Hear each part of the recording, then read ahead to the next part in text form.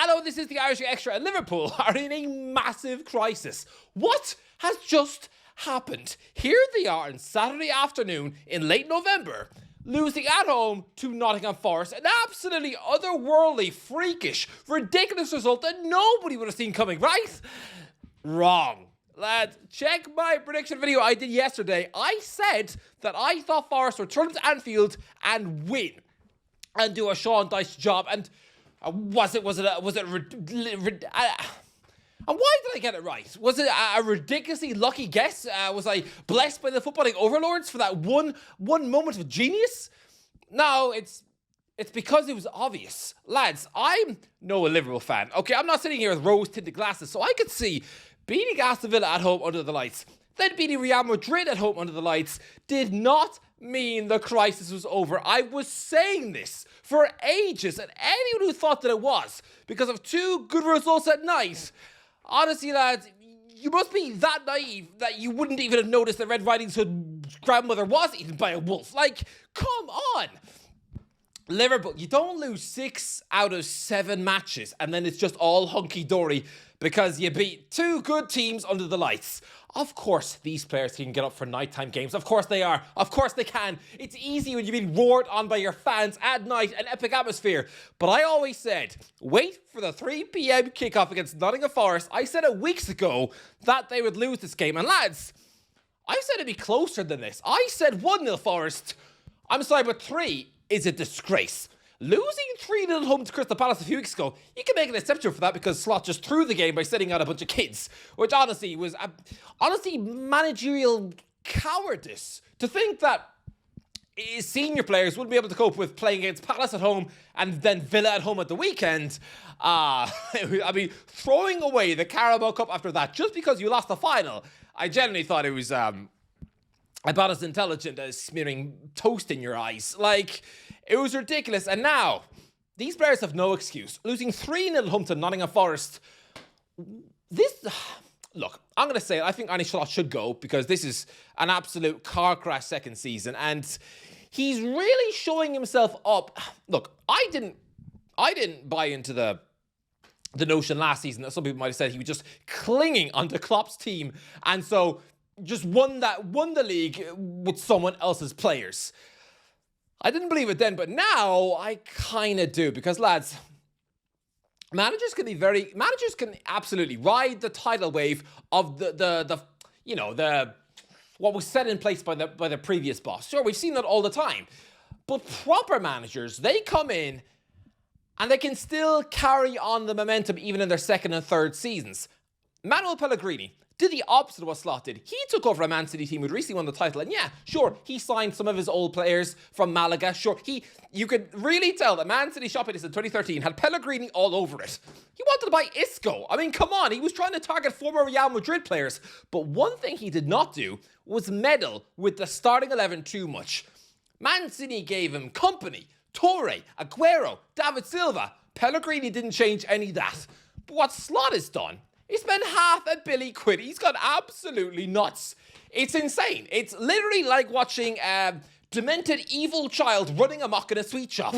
And just, wasting his mum's entire credit card on Smarties and Twixes that he doesn't even need. I am sorry, but Florian Wirtz, wonderful footballer, doesn't suit this Reds team. Alexander Isak. Yes. Look, I'm not this Liverpool hater who wants to see Liverpool lose every week. No. But I do want to see Isak fail every week because, yes, I am that petty little potato you might think I am. And, that's to start him up front and shove Ekitike to the bench. Yep, you actually put him on the bench. Why? Why are you doing this? Hugo Ekitike has been an absolute boss. We all know Slot doesn't really rate him. He didn't really want him. And he was probably hoping that Hugo Ekitike, somebody signed out a spite, by the way, to annoy Newcastle for not giving you Isak earlier. Slot was probably hoping this guy would be a dud. So he didn't have to start him in every match.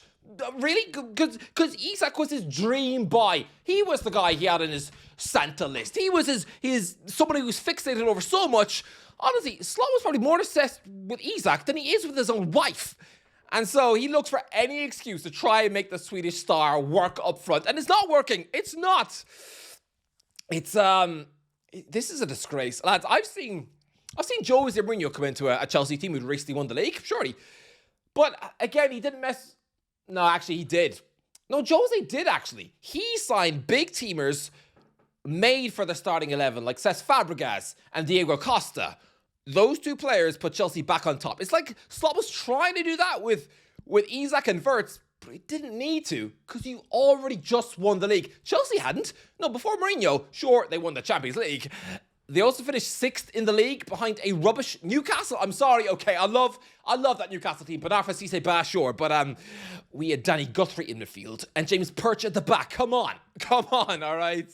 Our squad was so paper thin, it was thinner than an elderly man's haircut. I mean, come on. Like, that Chelsea team needed recruitments. They needed big players. Liverpool did not need to do this. You do not need to throw all this money around. Why is Milos Kerkez in the starting 11? I'm looking at it now. Why? You've got a perfectly good Andy Robertson on the bench. Someone who just qualified for the World Cup. Like, he's not this washed potato that Slot seems to think he is. He's not this useless garden gnome. Like, no. So yeah, Liverpool are absolutely in the mud right now. And it seems very harsh to say sack Slot. But is it though? He won the Premier League, but with 84 points. That's a very lucky points total to win any league, considering Brendan Rodgers once put that up in a Liverpool season, and that Liverpool season is rightly so, well, no, not rightly, but everyone laughs at that for being one of the most embarrassing seasons in history. I know it's unfair, okay, but the Stevie G slip overrated everything. By the way, I have seen that. Some people are saying Slot out. So some people who remain unnamed, of course, I'm feeling jetted. What? Doesn't matter, Craig. I'm in the same boat as you. But he said, put Steven Gerrard in as the interim for a month. Do not do that. Whatever you do, if Slot was to be sacked, and I don't think he will, but if he is, you do not want to bring in an interim because two things could happen. One, it could be like when Frank Lampard came in as Chelsea interim, you know, a Chelsea legend who everyone wants to succeed, but he had the impact of a burnt packet of crisps. If crisps can be burnt, I don't think they can. But yeah, no, Lampard's doing well now with Coventry, but he needed to rebuild the tatters of his reputation after losing nearly every match, and he was only there for, about 6 weeks. It was just painful for everyone involved. No, Chelsea fans probably didn't enjoy turning up to games to see their absolute club legend embarrass himself every week because he had the tactical nous of melted cauliflower. And similarly, I'm sure Liverpool fans would find that very uncomfortable if Gerrard were also to come in and flop for a month. Second thing that could happen, and this is even more dangerous, you could fall in love with the interim. I've seen this happen so many times before. An interim comes in, only designed for the short term, but he does well. He brings in a new manager bounty, win a few games, and then you decide to keep him, which is absolutely stupid. It's like going on a couple of dates with your cousin to get her confidence up, and then it goes so well that you get engaged to her. And I'm only speaking to the Sunderland fans here, but lads, that is what could happen, all right? No, I've seen this before with, look at Celtic right now. Martin O'Neill. They have fallen in love with Martin O'Neill, a Celtic legend who's come and got a few results, and they're probably going to give him the gig long term. And I guarantee you next summer they're going to be screaming. No, okay, maybe in a year's time, they'll be screaming for this dinosaur granddad who doesn't believe in XG to get the hell out of Dodge, and it'll be very awkward for everyone. Similar thing, and probably the best example, is Ole Gunnar Solskjaer coming into Man United for a month. Coming in from Mold to replace Mourinho, literally for a month. There was no chance he was going to get the gig because he had no experience of coaching a top club. Seriously, lads, I remember back in December 2018, Paul Ince was tipping Steve Bruce for the Man United job. That's how bad things were.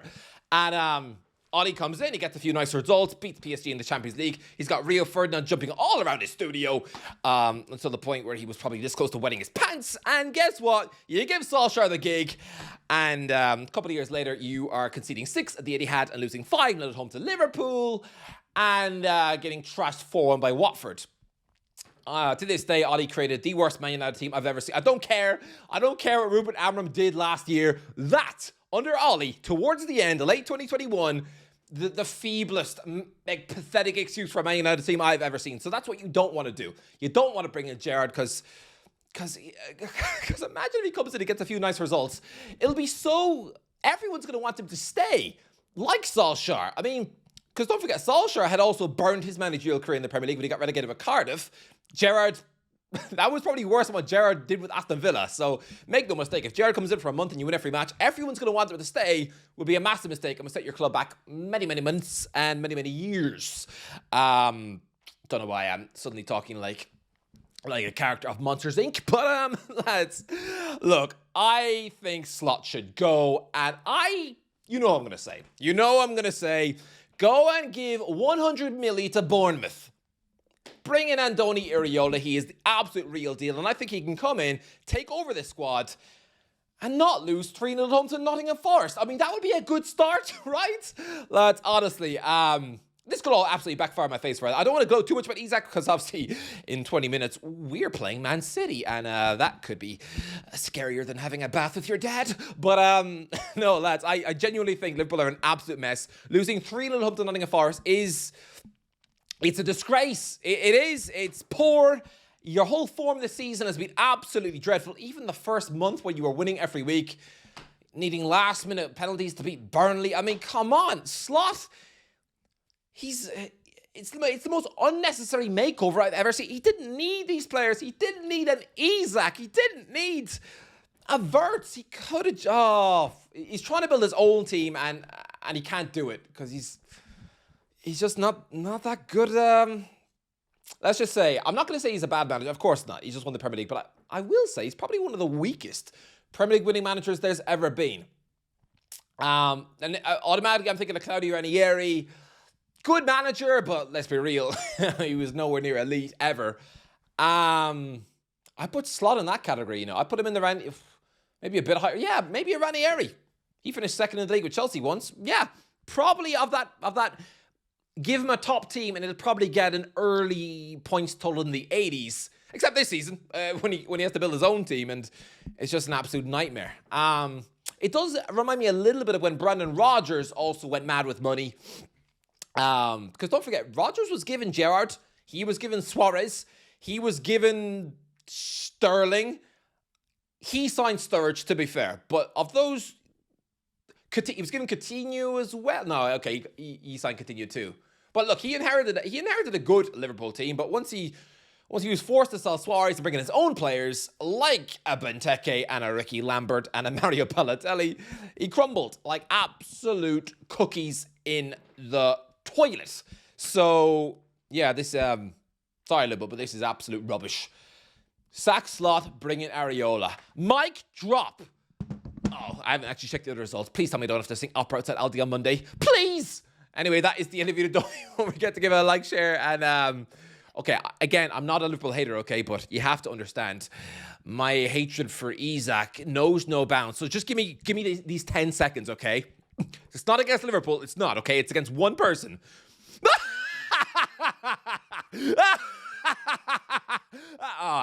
Isn't the second channel supposed to be a more toned down version of me? What am I doing? Okay, tune in on Monday for the crazy clown that's gonna come, because Isak, you're not safe from me, pal. Anyway, that is the end of it. Don't forget to give like, shares. Okay, I'm gonna try and be more toned down in future, okay? But I can't help it. Every time I see Isak flop, I get very excited. Sounded weird. This really belongs on the main channel. Okay, next video, I'm going to be very toned down. Just watch. Anyway, that is the end of the video. Don't forget to like, share, go to ways. I'll waffle in a while.